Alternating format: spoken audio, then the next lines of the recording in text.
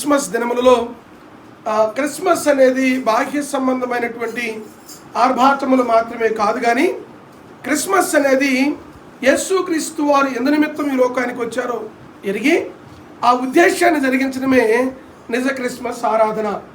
Christmas అంటే క్రీస్తుని ఆరాధించడం. అయితే ఆరాధన అనేది కేవలం పెదవులతోనో కాకుండా ప్రభు ఏ కార్యమునైతే అప్పగించారో, ఏ పనినైతే అప్పగించారో ఆ మాటకు లోబడుతూ ఆ పనిని జరిగించడమే నిజమైన ఆరాధన. దేవుని యొక్క వాక్యంలో జ్ఞాపకం చేస్తూ లూకాసు సువార్త 2వ అధ్యాయము 17వ వచనం నుండి ఈ మాటలు జ్ఞాపకం చేస్తున్నాడు.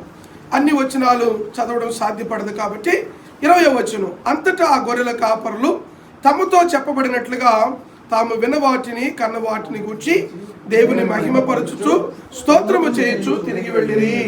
దేవుని స్తోత్రం కలుగును గాక. ఎప్పుడైతే గొల్లలకు దేవదూత ద్వారా క్రీస్తు యొక్క జననమును గూర్చి వర్తమానం అందిందో, వారు ఏం చేశారంటే ఆ వర్తమానం విన్న వెంటనే వారు దేనినైతే విన్నారో అక్కడికి వెళ్ళి ఆ ప్రభువుని చూశారు. మొదటగా వారు విన్నారు, రెండవది వారు చూశారు, మూడవది ప్రచురపరిచారు. క్రిస్మస్ అంటే అదే. క్రీస్తుని ఆరాధించడం అంటే ఏమిటంటే the true worship comes through obedience.